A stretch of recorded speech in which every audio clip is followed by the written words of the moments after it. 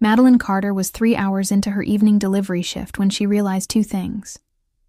Her feet hurt, and she was exactly $127 closer to Columbia Law School than she'd been this morning. Tell me where you're watching from, because tonight you'll discover that sometimes the best relationships start with the wrong address and Chinese takeout. The Tuesday had been long before the deliveries even started. 24 second graders had that specific brand of chaotic energy that came from too much sugar at lunch and not enough recess because of rain. Timmy had somehow gotten paint in his hair. Sophia had cried because she forgot her library book.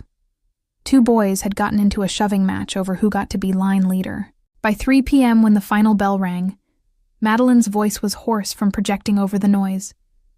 Her professional smile felt painted on, and she wanted nothing more than to go home and collapse on her couch.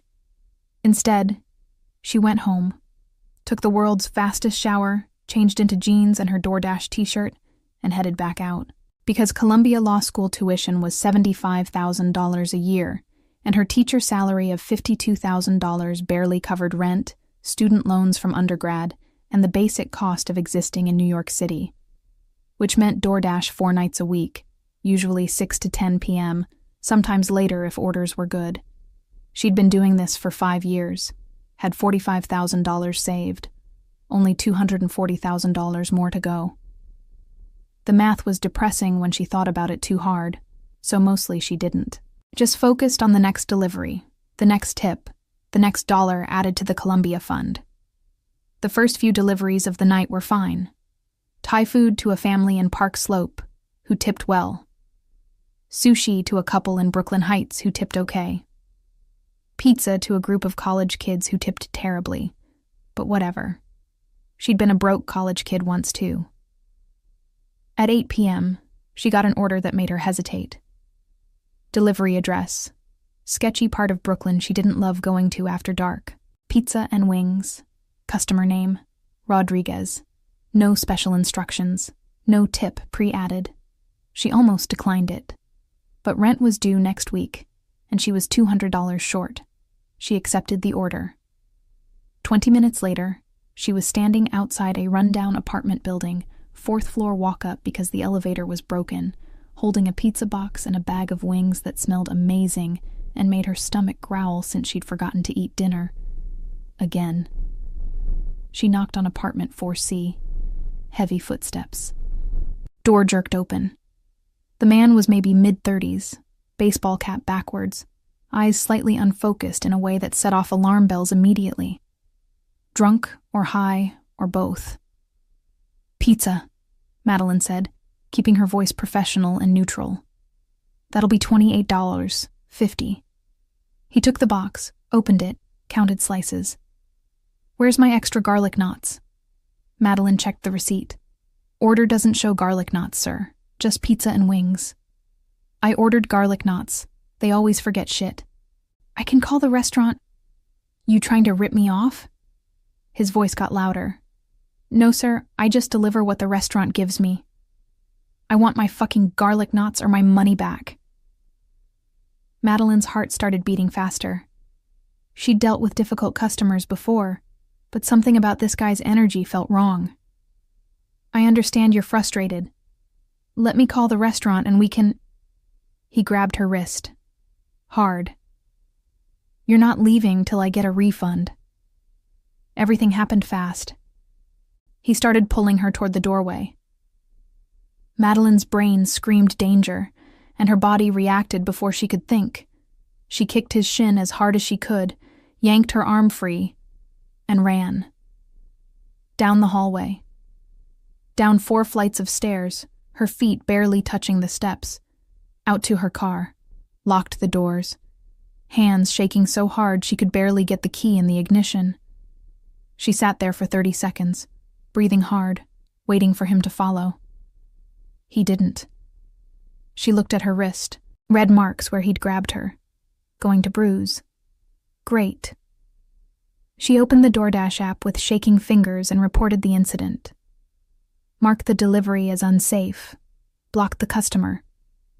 Then she sat in her car in the darkness and thought about how much she hated this job. 3 more years of this. Maybe 4. unless something went wrong and she had to dip into savings. Then 5 years. 6. She pressed her forehead against the steering wheel. Columbia, she whispered to herself. You're doing this for Columbia. Public defender, helping people, making a difference. This is temporary. Her wrist throbbed. She checked the app. One more delivery available nearby. Chinese food, good neighborhood, better tip. She could go home, should go home. But rent was due, and she was still $200 short. She accepted the delivery. Golden Dragon, the restaurant was called. She'd picked up from there before. Good food, efficient service, always packaged properly. She drove there, picked up the order. Spring rolls, kung pao chicken, fried rice, wonton soup. The bag was warm and smelled incredible. Address, 347 Prospect Avenue, Park Slope. Nice neighborhood. Brownstones, tree-lined streets, the kind of area where people had money and tipped accordingly. She pulled up to the address at 9:20 p.m. 3-story brownstone, lights on in the first-floor windows, well-maintained. Definitely a different vibe from the last delivery. She grabbed the bag, checked the app one more time. Order for Mr. Vasquez. $42, $50 worth of food. Walked up the front steps, rang the doorbell, waited. Her wrist was starting to really hurt now. She shifted the bag to her other hand. Footsteps inside. The kind of heavy, confident footsteps that belong to someone tall. Door opened, and Madeline forgot how to breathe. The man in the doorway was wearing a robe. Dark gray, expensive-looking terry cloth, tied at the waist. His hair was damp, dark brown and slightly wavy, like he'd just gotten out of the shower. He was tall, easily over 6 feet, with broad shoulders and the kind of build that suggested he spent time in a gym, but wasn't obsessive about it. His face was all sharp angles and strong features. Dark eyes, almost black, studying her with an intensity that made something in her stomach flip. Stubble along his jaw like he'd shaved this morning, but it was now 9 p.m. and biology was doing its thing. He was absurdly attractive. Like, unfairly attractive. And she was standing on his doorstep in a ketchup-stained DoorDash t-shirt with a bruised wrist and hair that had been in a ponytail for 14 hours. Perfect. Just perfect. Hi. Her voice came out too bright, too cheerful, overcompensating for the fact that her brain had momentarily short-circuited. Delivery for Mr. Vasquez? He looked at the bag in her hands, then back at her face. I didn't order anything. No. Please don't do this to her. Not tonight. Not after the guy who grabbed her wrist and this whole terrible day. 347, Prospect Avenue.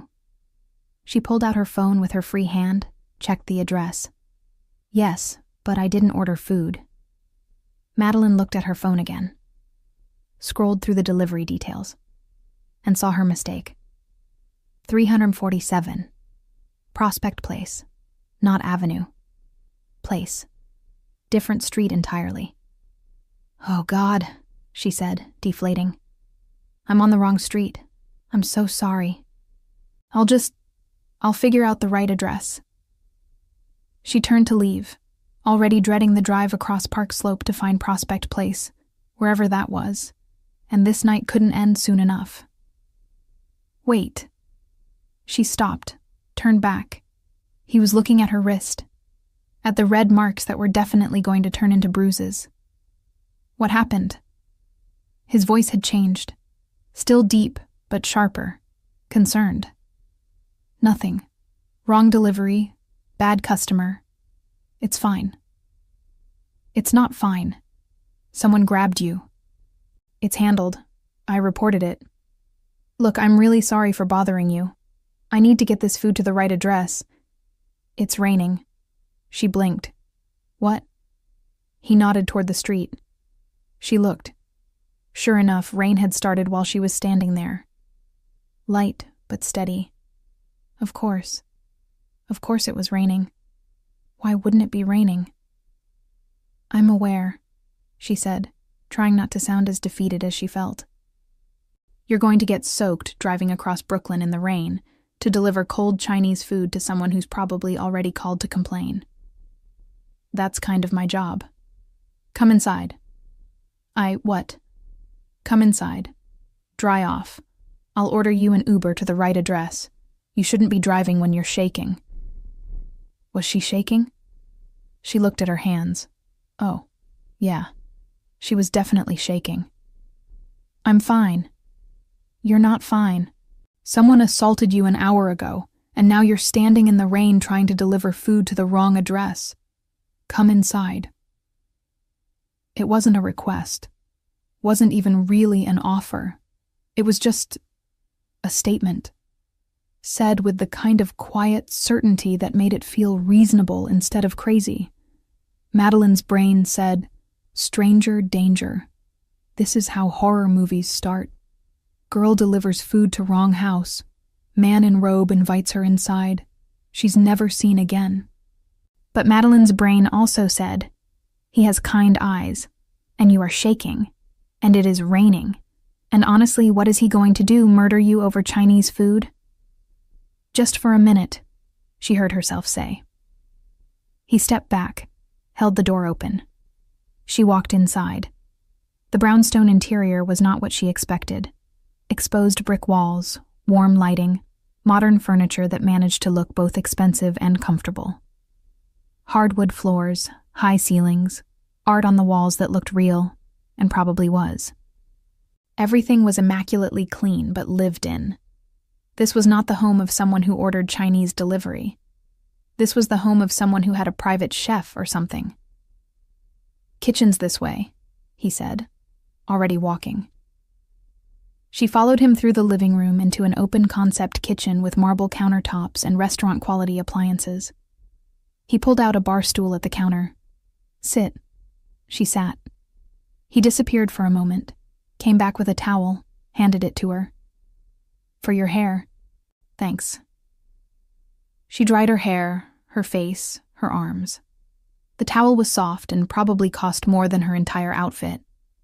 He took the Chinese food bag, set it on the counter, pulled out the containers, opened them, examining the contents. Kung Pao chicken, he said. Fried rice, spring rolls, wonton soup. That's what Mr. Vasquez ordered. Or someone did. What? He looked at her. Chinese is my second favorite food. What's first? Italian. I'm traditional that way. There was something in his voice. Dry humor, maybe? That made her almost smile despite everything. Well, Mr. Vasquez is going to be very disappointed when his second favorite food doesn't show up, Madeline said. The food's here. Wrong address, but here. You're wet and shaking. I haven't had dinner. He pulled 2 plates from the cabinet. Seems wasteful to let it go cold while you drive across Brooklyn. Wait, was he suggesting... Are you asking me to have dinner with you? I'm saying it would be practical. You need to eat. I need to eat. The food is here. You're a stranger. Ennio Marchetti. He extended his hand across the counter. Now I'm Ennio Marchetti, owner of this brownstone and appreciator of Chinese food, not a stranger. She stared at his hand for a second. Large hand, calloused in places, strong-looking. Not the soft hands of someone who only pushed papers. She shook it. Madeline Carter. Nice to meet you, Madeline Carter. Now you're not delivering to a stranger. You're having dinner with an acquaintance. Much less concerning. This is insane. Probably, but it's 9:30 on a Tuesday. You've had a terrible day and I'm offering you Chinese food. There are worse offers. He had a point. And honestly, her day had been so bizarre already that eating Chinese food with a stranger in a robe barely registered on the weird scale anymore. Okay, she said, but I'm paying for my half. The customer already paid. This one's on Mr. Vasquez. I don't think that's how it works. I don't think any of this is how it works, but here we are. He divided the food between 2 plates with the casual efficiency of someone who cooked often. Handed her chopsticks and a fork, like he wasn't sure which she preferred. She took the chopsticks. They ate in silence for maybe 30 seconds before Madeline's stomach growled audibly. "When did you last eat?" Ennio asked. "Lunch, maybe. I think I had a granola bar around noon." "You think?" "Teaching second graders doesn't leave a lot of time for meals. You kind of just grab food when you can and hope you remember to chew." "You're a teacher. Elementary. PS 321. Second grade. 24 kids, all of whom have more energy than any human should legally possess. And you do delivery at night." It wasn't a question, but she answered anyway. 4 nights a week, sometimes 5. "That's a lot. Columbia Law School is expensive." He paused with his chopsticks halfway to his mouth. "Law school. Eventually, I'm saving. Have been for 5 years. Should be able to afford it in another 3 years, maybe 4. Depends." "Depends on what?" "If my car dies, if I get sick and have to dip into savings, if rent goes up again, if..." She gestured vaguely. "Life. That's a long time to wait for something you want." "Yeah, well, not all of us have money for $300,000 law degrees just lying around." She said it without bitterness, just statement of fact, but it came out sharper than intended. She winced. "Sorry, I didn't mean... It's true. You're right." He took a bite of chicken, chewed thoughtfully. "What kind of law?" "Public defender, or non-profit work. Something where I can actually help people who need it, not just people who can afford to pay for it." "Admirable. Or naive, depending on who you ask." "I'd say admirable." The way he said it, quiet and certain, made something in her chest warm. They ate in companionable silence for a few minutes. The food was good. Really good. She'd been smelling it in the car, and now actually eating it was almost enough to make her forget what a disaster the evening had been. Almost. "So," Madeline said, because silence felt weird and conversation felt less weird, "what do you do when you're not eating Chinese food with delivery drivers who show up at the wrong house?" "Real estate. Buy, sell, develop properties." "In Manhattan?" "Brooklyn, mostly. Some Manhattan. I prefer Brooklyn. Hence the brownstone." "Hence the brownstone. Must be successful to afford Park Slope." "Comfortable," he said, which was probably rich person speak for very successful. "Do you live here alone?" "Yes. Big space for one person." "I like space. Fair enough." "What about you?" he asked. "Where do you live?" "Also Brooklyn, Prospect Heights. Small apartment, 1 bedroom. Rent controlled, thank God, or I'd never survive." "How long have you been in New York?" 7 years. Moved here for college, stayed after graduation. "You?" "Born here. 3rd-generation New Yorker. Italian family, Brooklyn roots." That explained the last name. Marchetti. Italian. "Do you speak Italian?" "Fluently." "Show off." He smiled. Small smile, barely there. But it transformed his face from intimidating to almost approachable. Almost. Madeline's phone buzzed. She checked it. DoorDash notification. Customer requesting delivery status update. "Mr. Vasquez is getting impatient," she said. "Let me guess. He's called the restaurant. They've told him the driver has his food. He's confused and annoyed."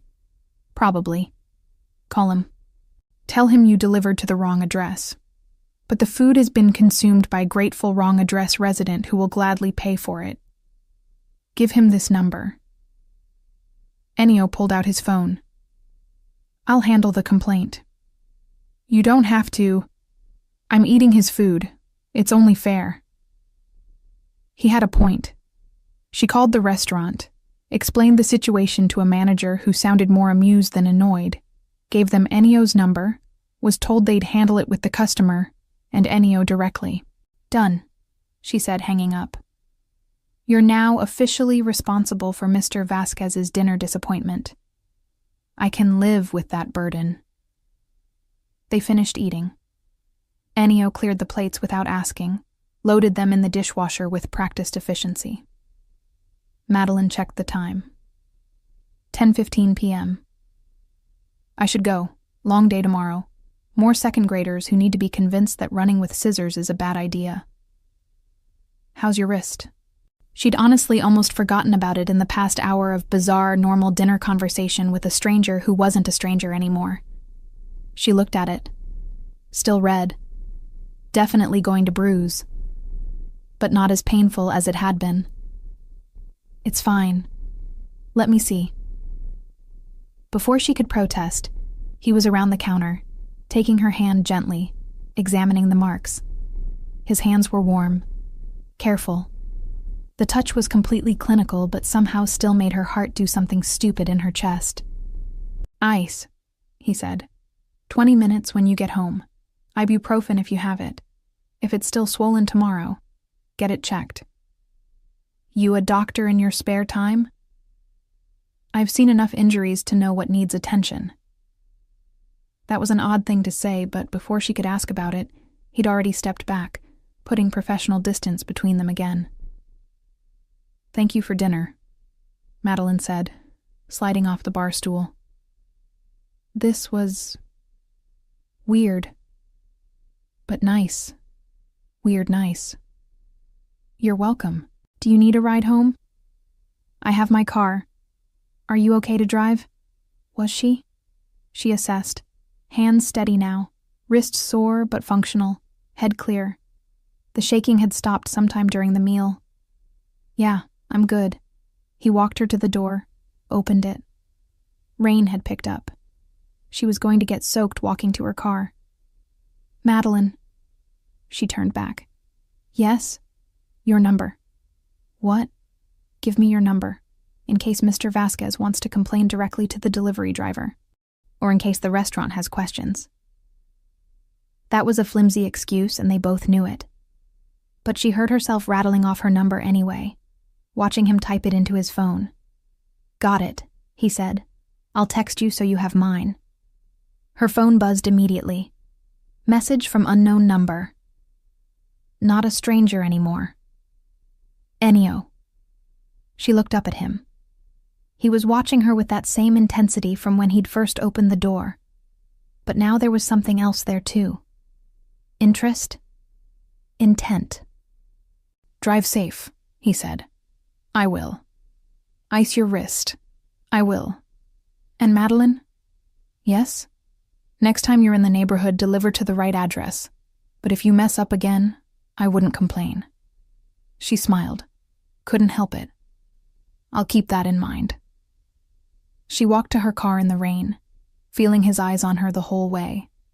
Sat in the driver's seat, rain drumming on the roof, phone in her hand with his number saved. What the hell just happened? She said out loud to no one. Her phone buzzed again. Ennio, get home safe. Let me know when you're there. A complete stranger worried about her getting home safely. A complete stranger who'd fed her Chinese food and noticed her injured wrist and somehow made one of the worst days in recent memory end on a note that felt almost good.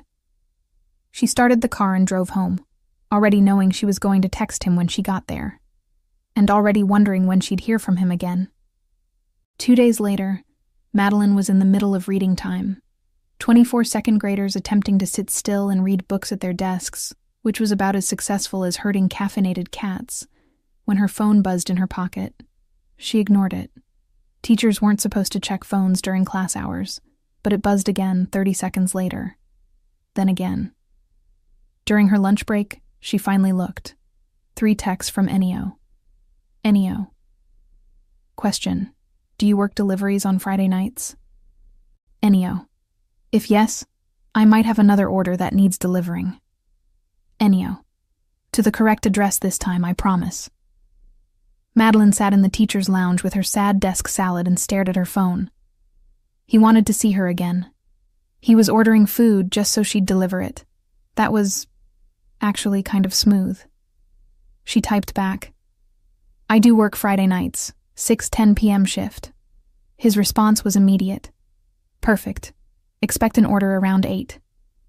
Madeline. What if I get a different delivery and can't take yours? Ennio.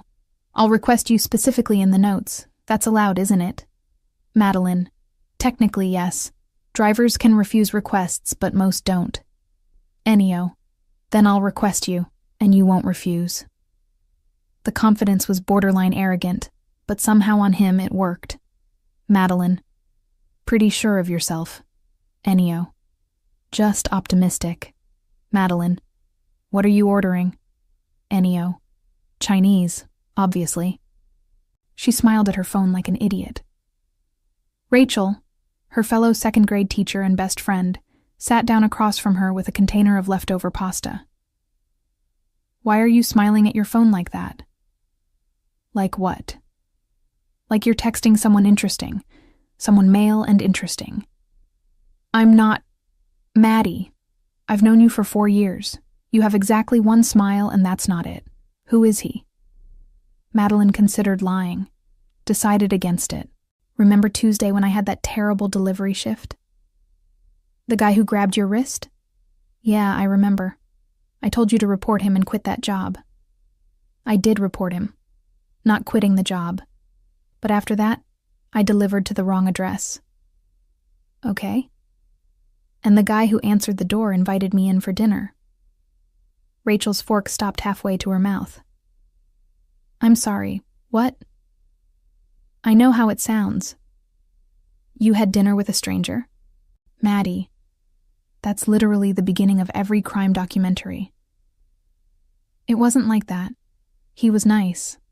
Noticed my wrist, made sure I was okay, said I shouldn't drive while I was shaking. We ate Chinese food, talked. That was it. That was it? He asked for my number. Of course he did. And now he's ordering food on Friday specifically so I'll deliver it. Rachel was staring at her. This is either the sweetest meet-cute ever, or you're about to be kidnapped. I can't tell which. Not kidnapped. I looked him up. Ennio Marchetti. He owns a real estate development company in Brooklyn. Totally legitimate. Multiple properties, actual business, the whole thing. You Googled him. Of course I Googled him. I'm not an idiot. Just an idiot who has dinner with strangers who answer the door in robes. It was a very nice robe. Rachel laughed. Oh my God, you like him. Did she? She'd thought about him exactly 14 times since Tuesday, which was a lot. Possibly too much for someone she'd met once under bizarre circumstances. I don't know him well enough to like him. But you want to know him better. Maybe.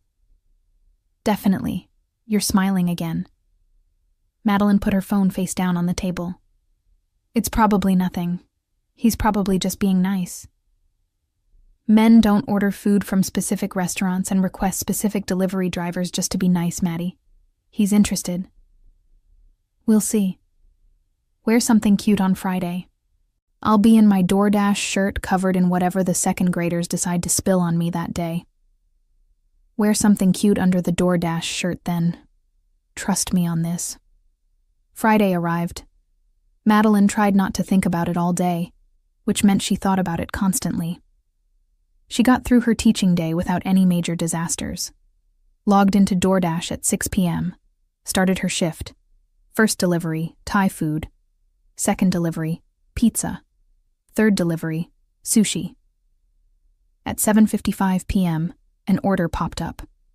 Golden Dragon, Chinese food, delivery to 347 Prospect Avenue, Park Slope. Special instructions. Request driver Madeline C. if available. Her heart did something acrobatic in her chest. She accepted the order, picked up the food 20 minutes later. Kung Pao chicken, fried rice, spring rolls.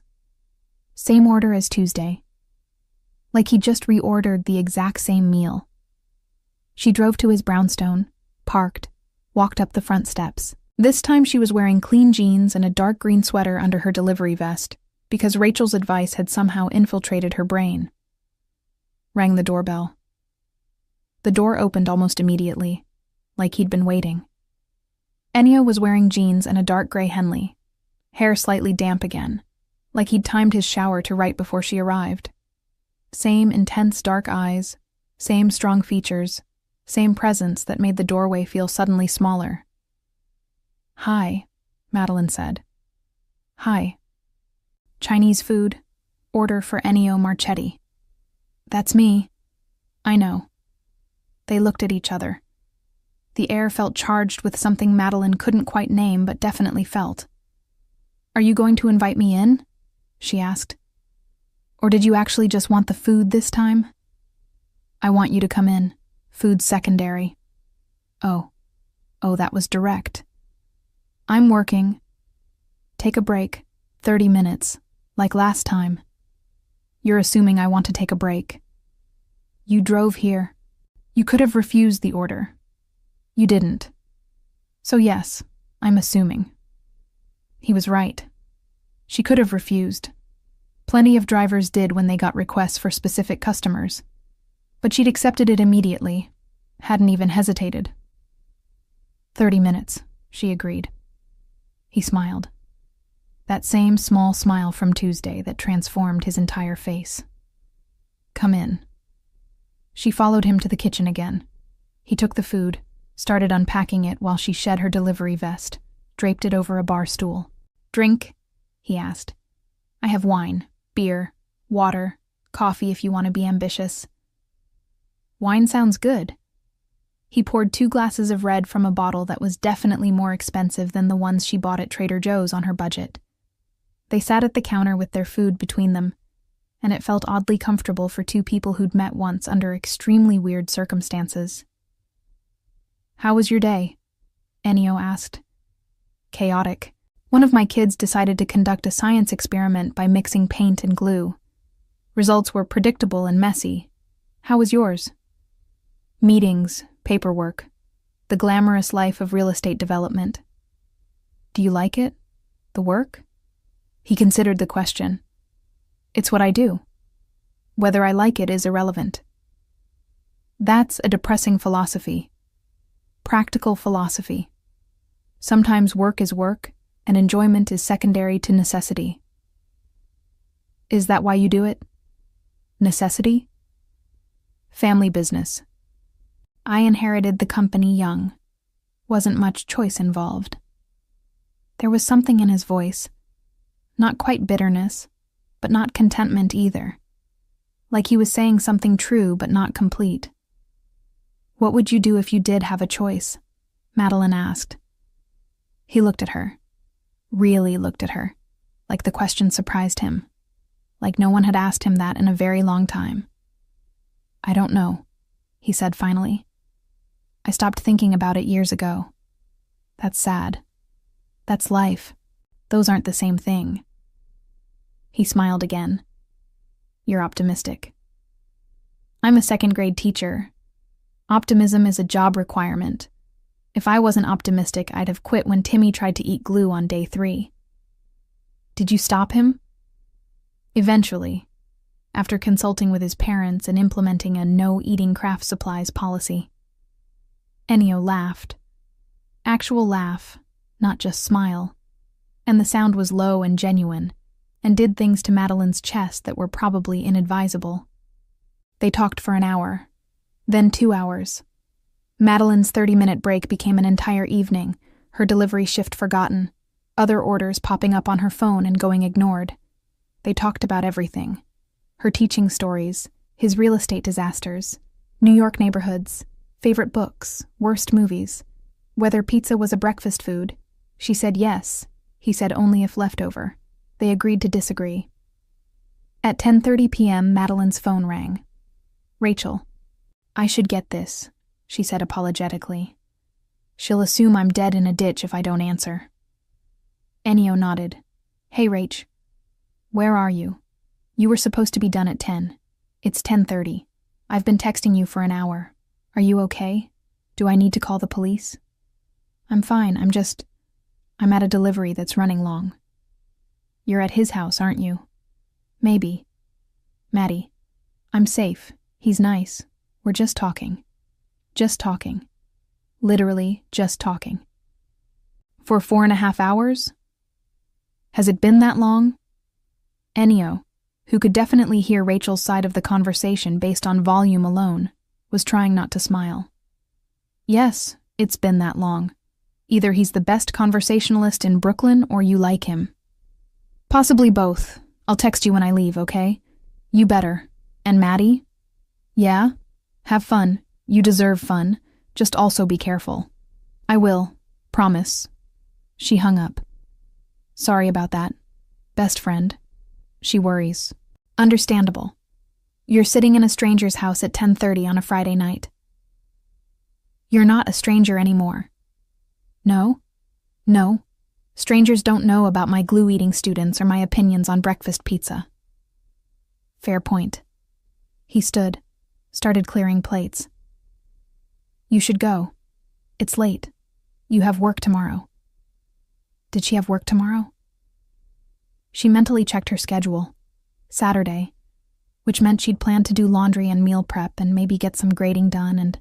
Actually, I'm off tomorrow. Teacher development day on Monday, so we get a 3-day weekend. Lucky you. Yeah. They looked at each other. The kitchen suddenly felt very small. Do you want to do something tomorrow? Ennio asked. Not a delivery? Actual date, dinner, or lunch, or coffee, whatever you prefer. Her heart was pounding. Are you asking me out? Yes.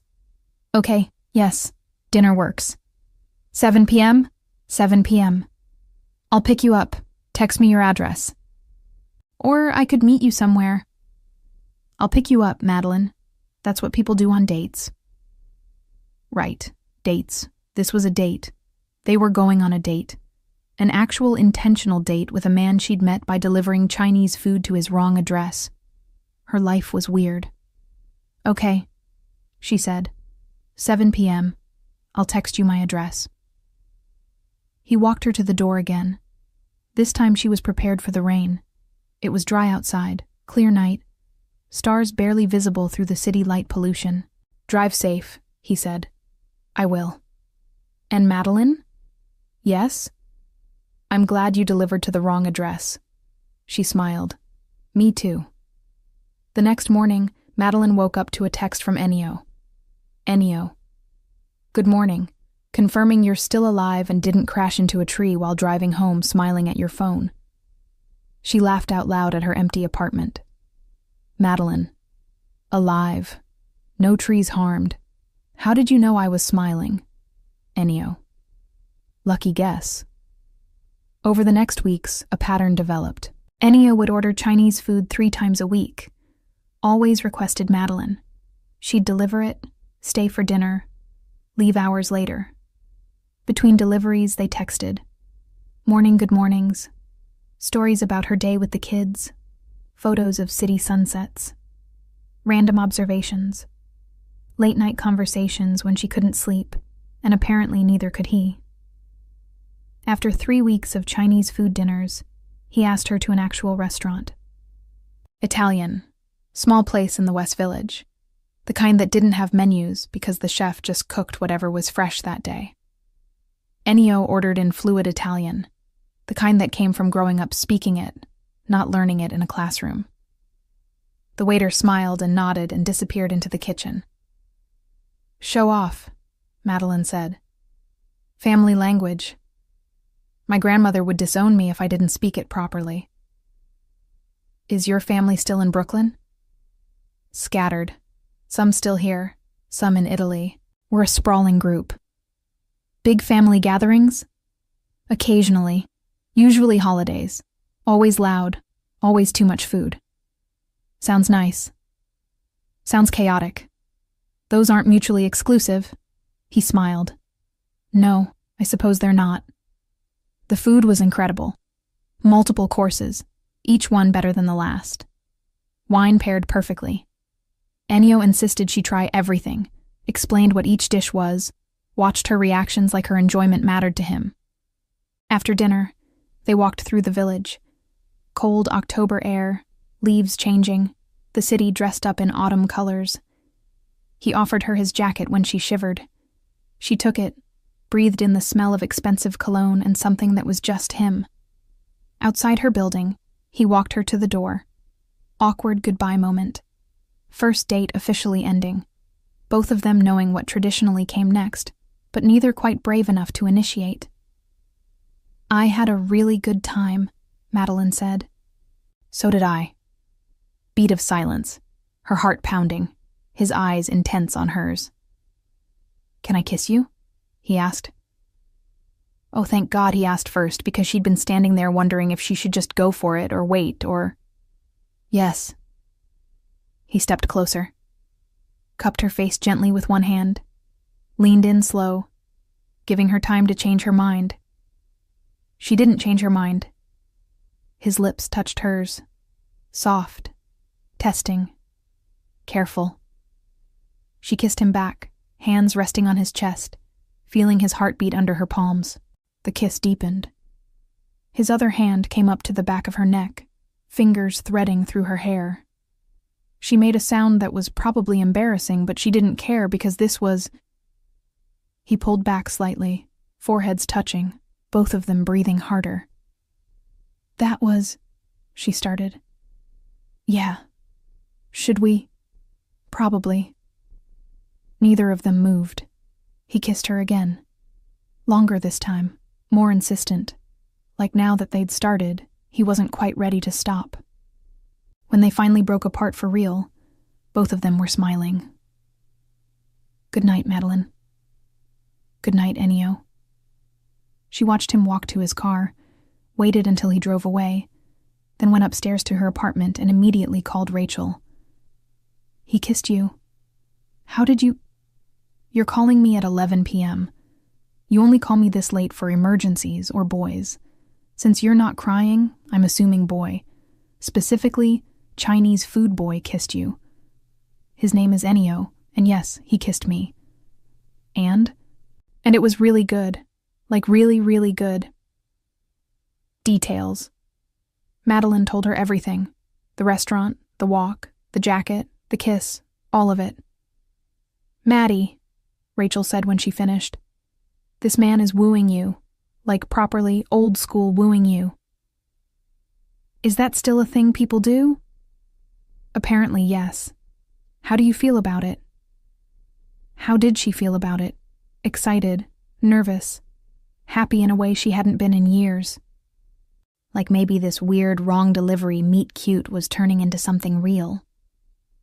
"I think I really like him," Madeline admitted. "Then enjoy it. You deserve someone who woos you. Just also, be careful, I know. I was going to say keep me updated so I can live vicariously through you. But sure, be careful too." Over the following weeks, they fell into an easy rhythm. Friday and Saturday nights became date nights. No deliveries, just them. He took her to restaurants she could never afford on her teacher salary, and never made her feel bad about it. Introduced her to hole-in-the-wall places only locals knew. Taught her to appreciate good wine without being pretentious about it. During the week, she still did deliveries but stopped on Fridays and Saturdays. DoorDash income dropped slightly, but she didn't care. Some things were worth more than $200 a week. She had a toothbrush at his place now. Spare clothes in a drawer. He had coffee creamer she liked in his fridge even though he drank espresso black. They were together. Officially, exclusively, seriously together. And Madeline was falling in love with him, which should have terrified her, but somehow felt right. But there were things she noticed. Things that didn't quite add up. Men in expensive suits visiting his brownstone, staying for 20 minutes, leaving. Conversations in rapid Italian and hushed tones when he thought she wasn't listening. Phone calls he always took in another room. The way building staff looked at him, not just respectfully, but almost deferentially. One time she'd shown up unannounced. He'd said to drop by whenever, and walked in on 4 men in suits sitting in his living room. The conversation stopped the instant she appeared. Everyone looked at her. Ennio had smoothly excused himself, walked her to the kitchen, said, "Give me 5 minutes," and closed the door. She'd waited in the kitchen for 10 minutes. Heard low voices, heard the front door open and close multiple times. When he came back, He'd kissed her hello like nothing had happened and asked about her day. Real estate developers didn't have meetings that secretive. Real estate developers didn't have that many men in suits visiting on a random Tuesday evening. Real estate developers didn't inspire that particular kind of deference she saw in people's eyes when they recognized Ennio. Madeline wasn't stupid. She'd grown up in Brooklyn. She'd seen enough movies. She could add 2 and 2 together. Ennio Marchetti was connected. Probably Mafia. Definitely something more than just real estate. The question was, did she care? She thought about it. Really thought about it. Spent a week turning it over in her mind. He'd never been anything but kind to her. Respectful. Attentive. Made her laugh. Made her feel seen. Supported her Columbia dreams without trying to take over or make her feel small. Listened when she talked about her students. Remembered details about her life. Treated her like she mattered. Whatever he did for work, whatever family business he was involved in, he kept it separate from her. She never felt unsafe. Never felt pressured. Never felt like she was in danger. So did it matter? Should it matter? She decided. Yes, she wanted to know. Not because she was scared, but because she wanted to know him. All of him. She just had to figure out how to ask. The opportunity came 8 weeks after their first date. They were at his place on a Wednesday night. She'd come over after her delivery shift ended early. He was cooking. Something Italian and complicated that involved multiple pots and a level of attention she found both impressive and slightly intimidating. She was sitting at the counter drinking wine, telling him about a kid who'd decided to reorganize the entire classroom library by color instead of by reading level. His phone rang. He glanced at it, ignored it. Rang again. He sighed, wiped his hands on a towel. "Sorry, 1 second," answered in Italian. Walked to his study, left the door slightly open. She could hear pieces of the conversation, tone firm, authoritative. Not angry, but definitely in charge. Someone reporting something, him giving instructions. He came back 5 minutes later. "Sorry," he said. "Work. Real estate emergency at 8 p.m. on a Wednesday?" She kept her voice light, curious, not accusatory. He paused, hands returning to the stove. "Something like that." She took a breath. Now or never. "Ennio, can I ask you something?" "Always." "The real estate business, that's the legitimate part, right?" His hands went still. He turned off the burner, turned to face her slowly. "What are you asking, Madeline?" "I'm asking if you're connected, if there's more to your work than buying and selling properties." Long silence. He studied her face, looking for something. Fear, maybe. Judgment. Accusation. "And if I am," he asked carefully, "then I'd appreciate you being honest with me." "How long have you suspected?" "Week 2, maybe. Pretty sure by week 4, certain by week 6. His eyebrows rose. "Week 6 was a month ago." "I know. You've known for a month and you didn't ask. I wanted you to tell me when you were ready. And honestly," she met his eyes, "it didn't change how you treated me. You were never anything but good to me. So whatever else you did, that mattered more." He stared at her for a long moment. Then he walked around the counter, sat on the stool next to her. "Ask me what you want to know." "Are you in the Mafia?" "My family runs an organization, has for 3 generations. We control territory in Brooklyn, handle certain businesses, provide protection. Some of it's legal, most of it isn't. Drugs, trafficking." His jaw tightened. "No, never. Those are lines I won't cross. Some things aren't worth the money. But other things. Yes, other things." She absorbed this. Sipped her wine. Processed. "Is it dangerous?" "Sometimes. I'm careful. I have security. I follow rules that keep me relatively safe. But yes, there's risk. Would I be in danger, being with you? He took her hand. I would protect you with everything I have. But the association itself brings risk. People who know you're with me might try to use that. I can't promise you'll never be affected. Have you told people about me? My family knows. My closest associates know. I haven't advertised it, but I haven't hidden you either. Should I be scared? I don't want you to be scared, but I want you to understand what you're choosing if you stay. She thought about it. Really thought about it. This was the moment where she could walk away. Thank him for being honest. Say it was too much, too complicated, too dangerous. But when she looked at him, really looked at him, all she saw was the man who'd invited her in out of the rain, who'd noticed her bruised wrist, who ordered Chinese food just to see her, who made her laugh and listened to her stories and supported her dreams, who looked at her like she mattered. I'm choosing to stay, she said. Madeline, I'm not naive. I understand what you're telling me, but I also know you. The you that I've spent 2 months with. And that version of you is someone I want to keep knowing. So unless you're secretly a serial killer or traffic children, I'm not. Then I'm staying. Whatever comes with that, we'll figure out. He closed his eyes briefly. When he opened them again, there was something vulnerable there she'd never seen before. You're sure? I'm sure. He pulled her off her stool, into his arms, kissed her. Deep and grateful and full of relief.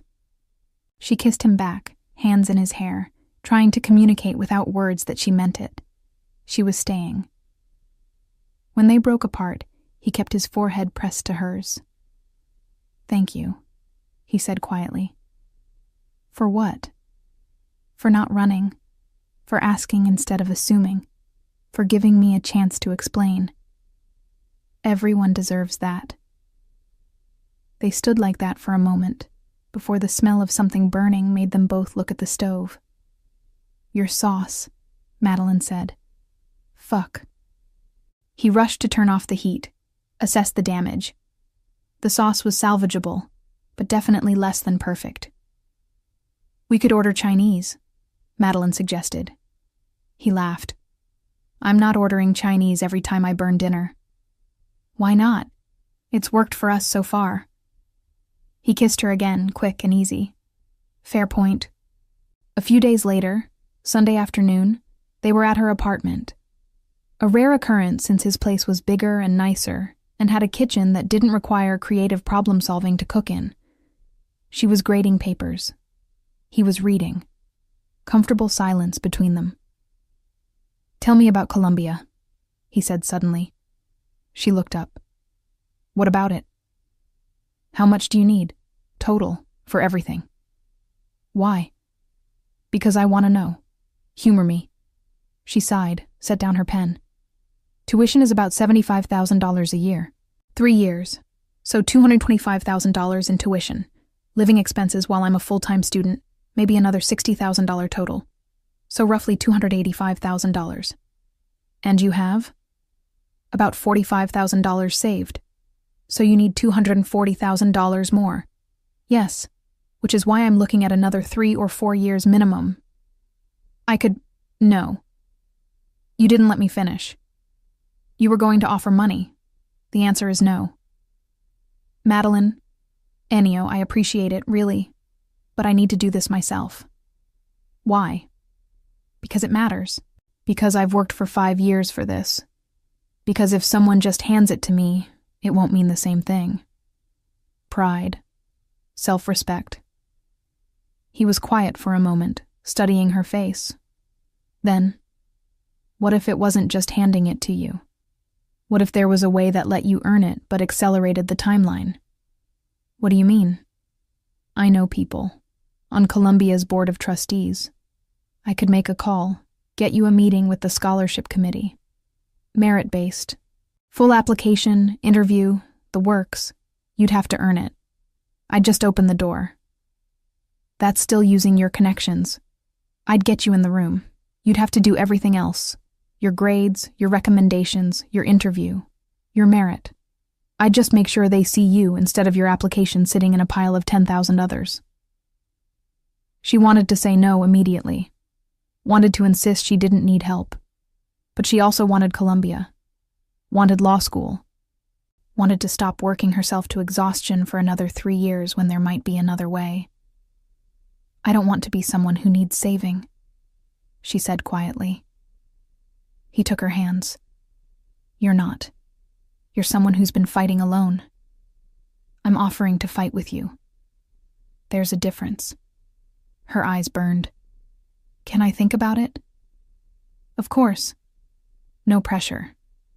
But Madeline, he squeezed her hands. You're brilliant.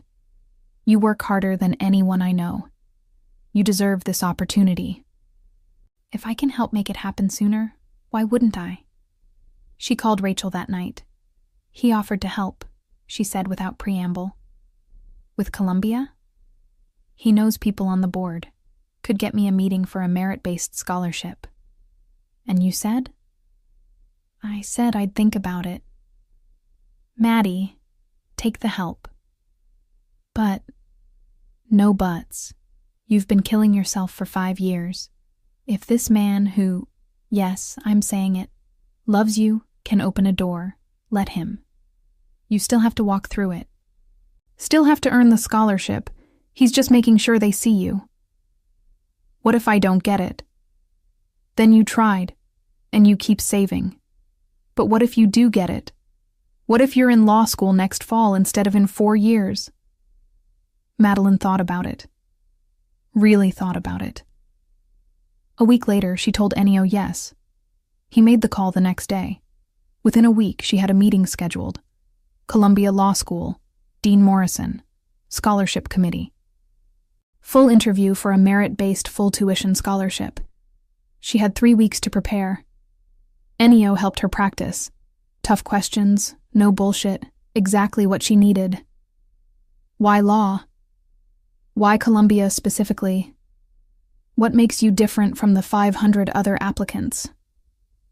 What would you bring to Columbia's community? She answered each one, refined her responses, practiced until she could deliver them confidently without sounding rehearsed. The day of the interview, she wore her one good suit, black, professional, bought on sale at Banana Republic 2 years ago. Carried a portfolio with her application materials, recommendation letters, transcripts. Ennio had offered to drive her. She'd declined. This was something she needed to do herself. But he texted her that morning. You're going to be amazing. Good luck. Columbia's campus was beautiful. Gothic buildings, autumn leaves, students everywhere looking purposeful and intense. This could be her life. This could be where she spent the next 3 years. The admissions building was intimidating in a quiet way. All dark wood and leather, and the smell of old books and academic prestige. She checked in with the receptionist, waited in a small room with 4 other candidates. All of them looked young. Fresh from undergrad, probably. Ivy League written all over them in their expensive clothes and confident postures. Madeline was suddenly very aware that she was the oldest person in the room, that her suit was off the rack, that she taught second graders instead of working at prestigious firms or nonprofits. Stop it, she told herself. You earned this meeting. You belong here. Madeline Carter? She stood, followed an assistant down a hallway to a conference room. 3 people sat behind a long table. 2 women, 1 man. All of them with the particular kind of serious expression that came from interviewing dozens of candidates and being unimpressed by most. Ms. Carter, the man in the center said. I'm Dean Morrison. This is Professor Walsh and Ms. Chen from our scholarship committee. Please sit. She sat, arranged her portfolio in front of her, folded her hands to keep them from shaking. Tell us why law, Dean Morrison began. She'd practiced this. She was ready. I grew up in a working-class neighborhood in Queens, she said. I watched neighbors lose their homes to predatory lending. Watched families torn apart in custody battles they couldn't afford to fight properly. Watched people take plea deals for crimes they didn't commit because they couldn't afford decent representation. The system is supposed to protect everyone, but it only really works if you can afford it. I want to be someone who makes it work for the people who can't. Professor Walsh leaned forward. Noble sentiment. But you've been out of school for 5 years. You're a teacher. Why law now? Why not social work or education advocacy? Because the problems I see in my classroom start long before kids get to me. They start with parents who don't have resources, who don't know their rights, who get taken advantage of by systems that should protect them. I can teach their kids to read, but I can't give them stable housing or fair custody arrangements or justice. Law can. Ms. Chen spoke next. Your undergraduate GPA is 3.7. Good, but not exceptional. Your LSAT scores are in the 85th percentile. Again, good, not exceptional. We have candidates with perfect GPAs from Harvard, Yale. What makes you different? This was the hard one, the one she'd been dreading. I worked 30 hours a week through college, Madeline said. Paid my own tuition, graduated without family money or connections. My GPA was 3.7 because I was studying between shifts at a restaurant and sleeping 4 hours a night. I'm not making excuses. I'm saying that every point on that GPA was earned twice over. And I've spent 5 years working 2 jobs saving for law school. That's discipline. That's perseverance. That's exactly what law school requires. You do delivery work, Dean Morrison said, not a question. DoorDash according to your application. Yes, 4 nights a week. That's admirable, but it also suggests financial instability. Law school is demanding. How would you handle the workload while managing financial stress? This scholarship would eliminate the financial stress, Madeline pointed out. That's why I'm here. I'm not asking you to take a chance on someone who might not be able to finish. I'm asking you to invest in someone who's already proven she'll work harder than anyone else in the room to achieve her goals. The 3 of them exchanged glances. She couldn't read them. What kind of law do you want to practice? Professor Walsh asked. Public defender work initially. I want to represent people who can't afford representation. Eventually, maybe nonprofit advocacy, civil rights, housing law, anywhere I can make a difference for people who need it most. That's idealistic, Ms. Chen observed. That's intentional. Public defender work is hard. The pay is terrible. The hours are brutal. Most people burn out in 3 years. Most people don't have my reasons for doing it. More exchanged glances. Dean Morrison leaned back. Ms. Carter, why Columbia, specifically? Why not Fordham or Cardozo or any of the other New York schools? She'd practiced this too. Columbia has the best public interest law program in the city. The clinical opportunities are unmatched. The faculty includes people whose work I've been reading for years. And yes, the prestige matters. Because when I'm in court representing someone who can't afford their own lawyer, I want the prosecutor to look at my credentials and know they're not dealing with someone who's outmatched. That got a reaction. Small smiles, almost approval. They asked more questions, about her teaching experience, about specific areas of law she was interested in, about her writing sample, about recommendations. The interview lasted 90 minutes. By the end, Madeline felt wrung out and energized in equal measure. She'd given it everything. Either it was enough or it wasn't. We'll be in touch within 2 weeks, Dean Morrison said, standing. Thank you for coming in, Ms. Carter. Thank you for the opportunity. She walked out of the building, across campus, back to the subway. Didn't let herself think about it. Couldn't process yet. Her phone buzzed. Ennio. How did it go? Madeline. I have no idea. Could be amazing or terrible. Ennio. I'm betting on amazing, Dinner tonight? Celebrate or decompress, whichever you need. Madeline. Definitely yes. I'll come over after I finish grading. That night, she told him everything about the interview. The questions, her answers, the impossible-to-read poker faces of the committee. You impressed them, Ennio said with certainty. You don't know that. I know you. If you gave them even half of what you just gave me, you impressed them. 2 weeks felt like 2 years. She taught her classes, did her delivery shifts, tried not to check her email every 5 minutes. On day 13, an email arrived. Subject line: Columbia Law School, Scholarship Committee decision. She stared at it for a full minute before opening it. Dear Ms. Carter, on behalf of Columbia Law School's Scholarship Committee, I am pleased to inform you. She stopped reading, started crying, read it again to make sure she wasn't hallucinating. Merit-based scholarship, full tuition, 3 years, contingent on maintaining a 3.5 GPA. She was in. She was going to Columbia Law School. She called Ennio, sobbing too hard to speak coherently. Madeline, what's wrong? Nothing's wrong. I got it. I got the scholarship. Silence on the other end, then, I knew you would. Full tuition, 3 years. Ennio, I'm going to Columbia. Congratulations, Madeline. You earned this. I couldn't have done it without you. Yes, you could have. Would have just taken longer. You earned every bit of this on your own merit. She cried more. Happy tears, relief tears, overwhelmed tears. Come over, he said. We're celebrating properly. That night, he cooked an elaborate Italian feast.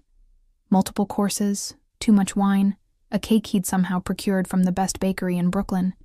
They celebrated until midnight, talking about her future, about law school, about all the possibilities opening up.